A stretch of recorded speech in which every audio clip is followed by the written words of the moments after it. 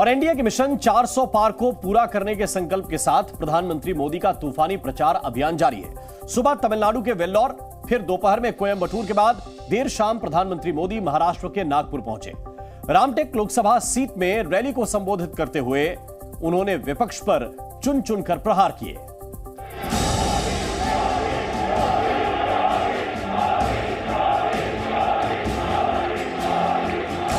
माझा साष्टांग नमस्कार।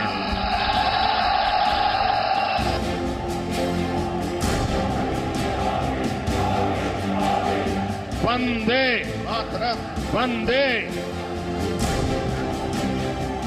4 जून को 400 पार के संकल्प को परिणाम तक ले जाने के लिए पीएम मोदी का चुनाव अभियान जारी है।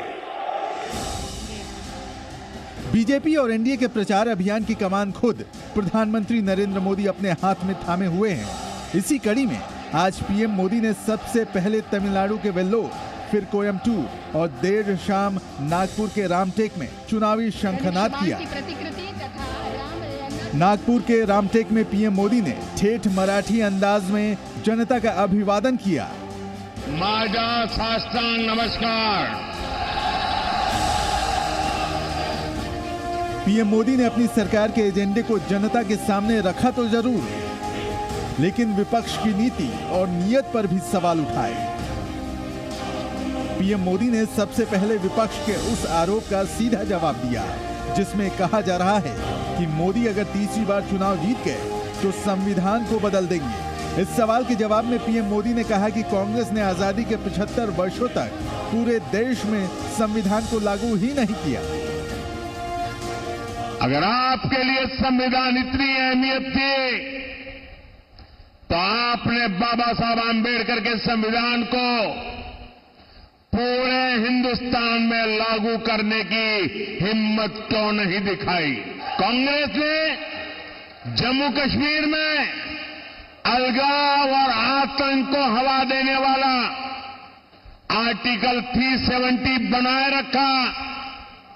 जम्मू कश्मीर का संविधान अलग था, 370 हटी कि नहीं हटी? इसके अलावा पीएम मोदी ने यह भी कहा कि गरीब का बेटा प्रधानमंत्री बना तो इंडिया गठबंधन वाले लोकतंत्र खतरे में है कहने लगे। इस पर चुटकी लेते हुए पीएम मोदी ने मराठी की एक कहावत भी सुनाई। पानी में जितनी लाठी मारी जाए, पानी में कभी भेद नहीं हो सकता है। गरीब के इस बेटे पर ये लोग चाहे जितना हमला करें, मोदी देश की जनता की सेवा के संकल्प से पीछे नहीं हटेगा। एकजुट होकर देश के नाम पर वोट दीजिए। पीएम मोदी ने सीएए का मुद्दा भी उठाया और कहा कि सीएए कानून का लाभार्थी गरीब और दलित है और उन्हें नागरिकता मिलकर रहेगी। कांग्रेस सीएए का भी विरोध कर रही है क्योंकि इसके भी सबसे बड़े लाभार्थी दलित है, बौद्ध अनुयायी है। अगाड़ी वाले कितना भी विरोध कर लें, सीएए के तहत हर हकदार को नागरिकता मिलकर रहेगी और ये मोदी की गारंटी है। जाहिर है महाराष्ट्र में इंडिया अलायंस 21, 17 और 10 के फॉर्मूले पर चुनाव लड़ रहा है। ऐसे में एनडीए भी अपने कुनबे के प्रचार की कमान पीएम मोदी के हाथों में सौंपे हुए हैं और पीएम मोदी भी उन तमाम मुद्दों का सीधा जवाब दे रहे हैं जो हाल के दिनों में विपक्ष ने उठाए हैं। ब्यूरो रिपोर्ट, जी मीडिया। और महाराष्ट्र की सियासत में एक बड़ा ट्विस्ट भी आया है क्योंकि एनडीए के साथ अब ठाकरे भी आ गए हैं। ये ठाकरे हैं बाला साहेब ठाकरे के भतीजे राज ठाकरे, जिन्होंने प्रधानमंत्री मोदी के नाम पर एनडीए को बिना शर्त समर्थन देने का ऐलान कर दिया। यह खबर शिवसेना उद्धव गुट और एनसीपी शरद पवार गुट की टेंशन बढ़ाने वाली है। लेकिन इस सियासी हलचल के बीच एक सवाल और खड़ा हो रहा है कि जब राज ठाकरे लोकसभा चुनाव नहीं लड़ रहे, उन्होंने राज्यसभा या विधान परिषद की कोई सीट भी एनडीए से नहीं मांगी, तो फिर राज ठाकरे को इस डील में मिलेगा क्या? जरा देखिए राज ठाकरे के ऐलान के बाद महाराष्ट्र में कैसे मचा है सियासी घमासान। सन्माननीय राज साहेब ठाकरे महाराष्ट्र नवनिर्माण सेना, भारतीय जनता पक्ष, शिवसेना आणि एनसीपी, परंतु फक्त नरेंद्र मोदींसाठी बिनशर्त पाठिंबा देत आहे।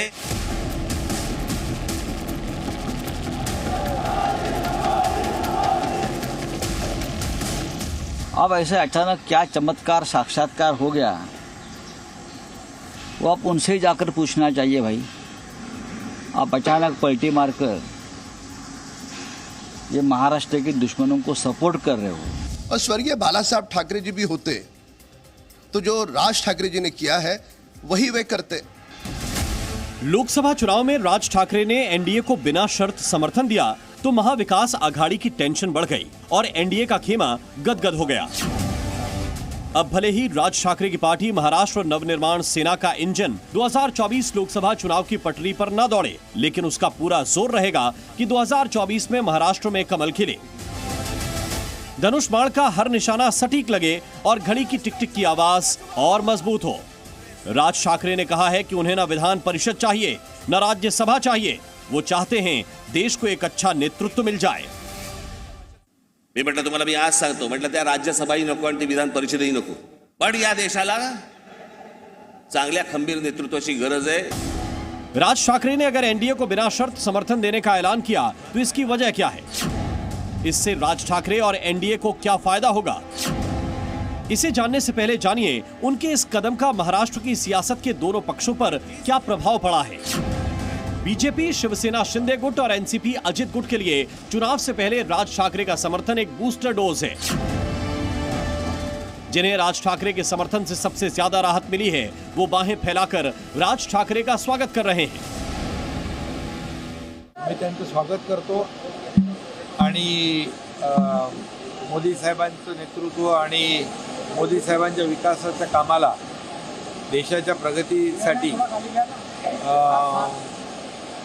मनसेचे अध्यक्ष राज ठाकरेजी यांनी महायुतीला पाठिंबा दिल्याबद्दल मी त्यांना मनापासून धन्यवाद देतो। वैसे महाराष्ट्र में सभी हिंदुत्ववादी पार्टियां बाला साहेब की विरासत पर ही सियासत करती हैं। अब बीजेपी बता रही है बेटा विचारों में भटक गया और भतीजा हिंदुत्व के पैरोकारों के साथ आ गया। बाला साहब ठाकरे जी के विचारों के साथ महागद्दारी करने का काम श्रीमान उद्धव ठाकरे जी ने किया है। देश का जिस प्रकार से सब दूर विकास हो रहा है आदरणीय प्रधानमंत्री मोदी जी के नेतृत्व में, उस बात को लेकर वे हमारे साथ आए हैं, उनका स्वागत करते हैं। अब बात करते हैं महाविकास अघाड़ी की। लोकसभा चुनाव 2024 में शिवसेना उद्धव गुट महाविकास अघाड़ी में बड़े भाई की भूमिका निभा रहा है। राज ठाकरे का समर्थन एनडीए को मिलने से सबसे ज्यादा चोट उसके ही वोटों पर आएगी, इसलिए उद्धव के चाणक्य राज ठाकरे के फैसले पर चोट कर रहे हैं। अब जनता को क्या बताओगे? कारण क्या है उसके पीछे? कौन सी फाइल खोली है? वॉशिंग मशीन नहीं, वॉशिंग मशीन की बात बाद में आ जाएगी धीरे धीरे, लेकिन ऐसी कौन सी फाइल आपको दिखाई गई कि आपने अचानक मुंबई में आकर उनको समर्थन दिया? राज ठाकरे जी की मन से इस पार्टी से मुझे जहां तक जानकारी है किसी भी कार्यकर्ता ने लोकसभा के लिए उम्मीदवारी का आवेदन पत्र ही नहीं भरा। अब इतनी बड़ी पार्टी और कोई आवेदन ही नहीं कर रहा तो क्या मुंह लेके लोकसभा में लोगों के बीच में जाएंगे? शायद इसीलिए अपना दर्द छुपाने के दृष्टिकोण से उन्होंने इस प्रकार का समर्थन उनको जाहिर किया। सियासत में साथ की वजह कुछ भी हो सकती है, लेकिन राज ठाकरे की दिल्ली में अमित शाह से हुई मुलाकात के बाद ये तय हो गया था कि 2024 में वो एनडीए के साथ जाने वाले हैं। वैसे राज ठाकरे बीजेपी पर नरम गरम होते रहते हैं। इस बार भी उन्होंने चेतावनी दी है कि उनकी अपेक्षाएं पूरी नहीं हुई तो सुर बदल सकते हैं। लेकिन राज ठाकरे को बिना शर्त, बिना सीट एनडीए को समर्थन देने के बदले क्या मिलेगा? इस सवाल का जवाब भी महाराष्ट्र की जनता तलाश कर रही है। ब्यूरो रिपोर्ट, जी मीडिया। और अब हम बात करेंगे 24 के लोकसभा चुनाव में होने वाले सबसे दिलचस्प मुकाबले की। वो मुकाबला जिस पर देश भर की नजर होगी, यानी महाराष्ट्र में शिवसेना वर्सेस शिवसेना। एक तरफ बाला साहेब ठाकरे के बेटे उद्धव ठाकरे की शिवसेना और दूसरी तरफ बाला साहेब ठाकरे की छत्र छाया में सियासत की ABCD सीखने वाले महाराष्ट्र के डिप्टी सीएम एकनाथ शिंदे की शिवसेना। आगे बढ़ने से पहले आपको दिखाते हैं दोनों की ताकत क्या है, यानी शिवसेना में टूट के बाद दोनों की फिलहाल क्या स्थिति है। इसको जरा देखिए। एनडीए की अगर हम बात करें तो इसको जरा देख लीजिए।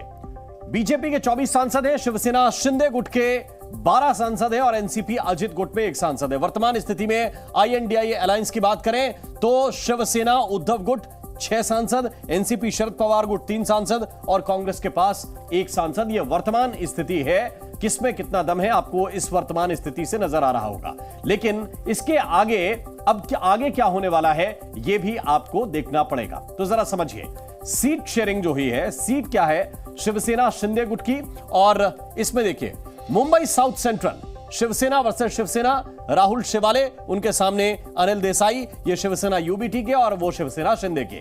इसी तरह शिवसेना शिंदे श्रीरंग बारने ये मावल सीट से चुनाव लड़ेंगे और संजोग वाघेरे पाटिल ये शिवसेना यूबीटी के प्रत्याशी इस सीट पर रहेंगे।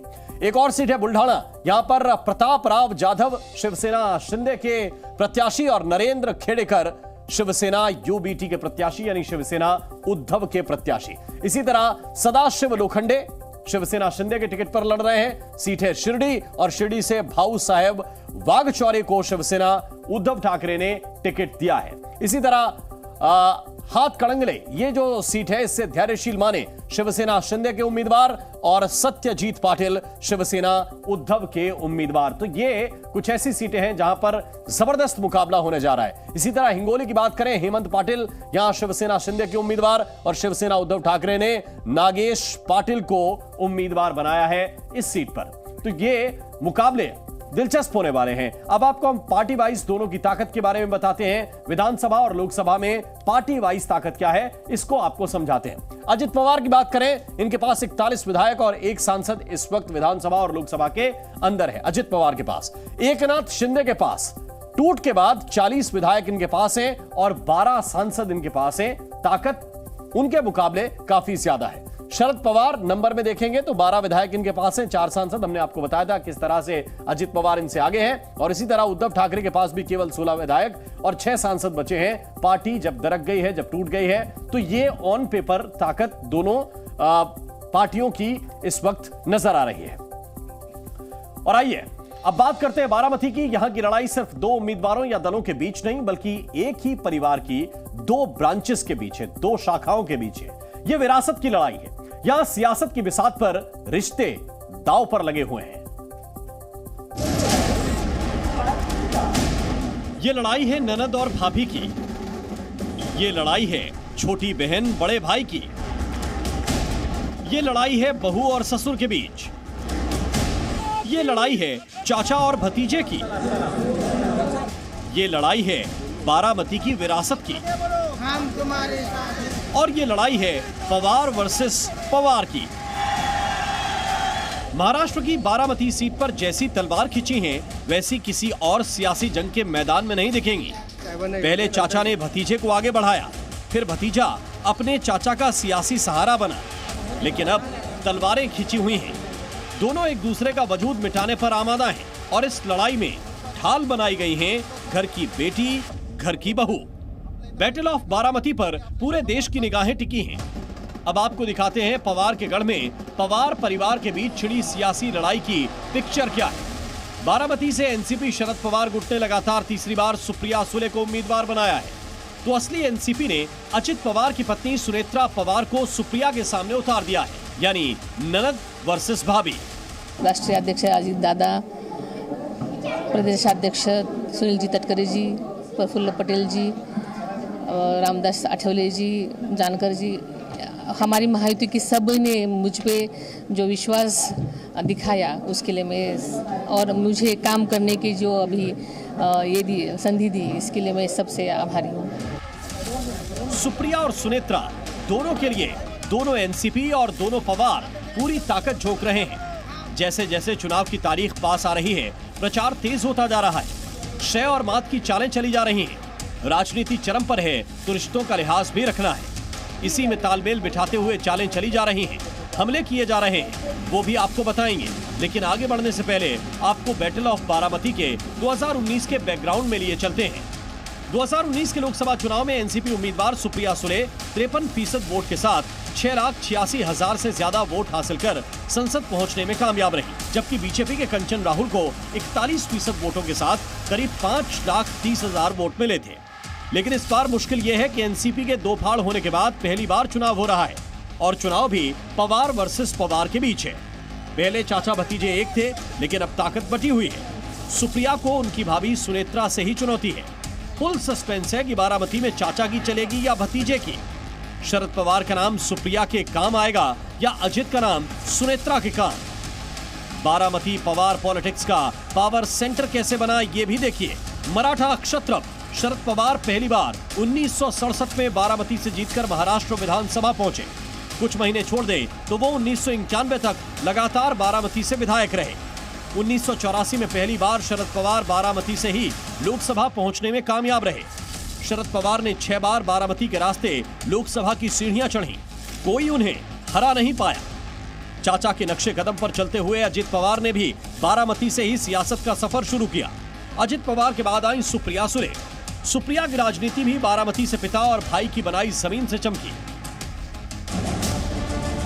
1991 में अजित पवार पहली बार बारामती से विधायक बने और तब से लगातार महाराष्ट्र विधानसभा में जीतकर पहुंच रहे हैं। वहीं सुप्रिया बारामती लोकसभा से 2009, 2014 और 2019 में लगातार 3 बार चुनाव जीती। लेकिन अब तस्वीर बहुत अलग है। बारामती का जनाधार बटा हुआ है, रिश्तों में कलह है, विरासत का झगड़ा है। एक सीट पर एक ही परिवार के 2-2 रूमाल रखे जा रहे हैं। अजित पवार गुट को सुनेत्रा को जिताने और सुप्रिया को हराने के लिए अब पार्टी के पितामह यानी शरद पवार पर निशाना साधने से भी परहेज नहीं है। अजित गुट के नेता खुलकर बोल रहे हैं कि शरद पवार का वक्त था, अब नहीं है। पवार साहब भी बीच बीच में कभी हाँ कभी ना की भूमिका में रहे। 2014 में हम ही ने विधानसभा के चुनाव के बाद भारतीय जनता पार्टी को बिन शर्त बाहर से सपोर्ट करने का हमने फैसला लिया और उनका स्पीकर भी अल्पमत में होने के बाद भी हमने चुना कर दिया। तो कहीं ना कहीं तो हमारा उनके साथ मतलब गठबंधन इनडायरेक्टली हो ही चुका था। लेकिन बारामती में अंदर ही अंदर एक और सुगबुगाहट है, वो ये कि क्या चाचा से धोखे की सजा भतीजे को इस चुनाव में मिलेगी? क्या बारामती वोटिंग वाले दिन ही बताएगा कि उसकी वफादारी किस तरफ है? इन अटकलों के बीच ये भी दावा है कि अजित पवार की तरह बारामती भी देख पा रहा है कि उसका भविष्य किस तरफ सुनहरा है, इसलिए वो भी वहीं जाएगा जहां अजित दादा गए हैं। किसके दावों में दम है, थोड़ा रुककर आप भी इंतजार कीजिए। 4 जून में अब दिन ही कितने बचे हैं? ब्यूरो रिपोर्ट, जी मीडिया। जी न्यूज़।